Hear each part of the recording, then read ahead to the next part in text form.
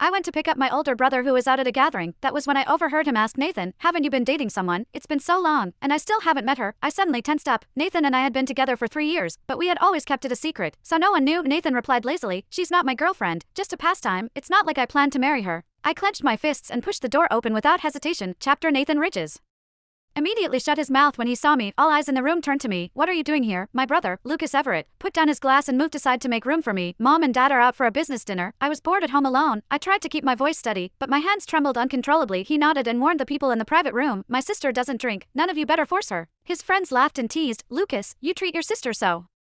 Well, what will you do when she gets a boyfriend? Lucas rolled his eyes with a grin. He'll have to check him out thoroughly. Not just any man is good enough for her. The group burst into laughter. What kind of man would be good enough, then? Do any of us qualify? Lucas glanced around the room, then jokingly settled his gaze on Nathan, who had been silent the whole time. I guess only Nathan barely makes the cut. But he doesn't even take his girlfriend seriously. No way I'm letting my sister date him. Lucas was joking, but Nathan's expression was stiff. He turned to glance at me, then quickly looked away. Don't joke around. I see Sienna as a sister. I stared at the side of Nathan's face, feeling an unbearable pain in my heart. Noticing my gaze, Lucas waved his hand in front of me. Sienna, why are you staring at Nathan like that? I quickly lowered my head and took a sip of water to cover my panic. The others continued with their teasing. Sienna, sure, Nathan is good looking, but he's a total player.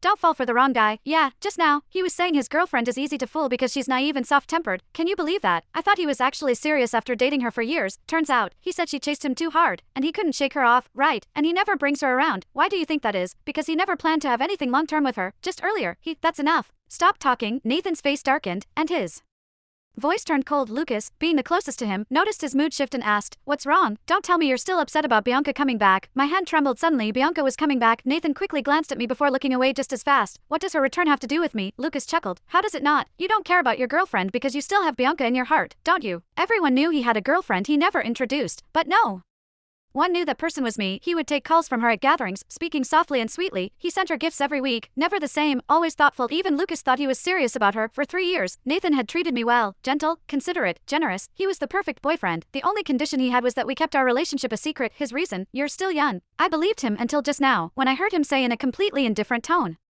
that I was nothing more than a pastime to him, just a pastime. Chapter I really couldn't stay any longer, so I made an excuse to go to the restroom. I had barely stepped out when Nathan followed me. The warmth in his eyes from before was gone, replaced by an unreadable mix of cold indifference. My eyes stung, and before I could stop them, tears started falling. I couldn't believe it. I couldn't accept that the man in front of me had only ever seen me as a pastime. Sienna, my heart trembled.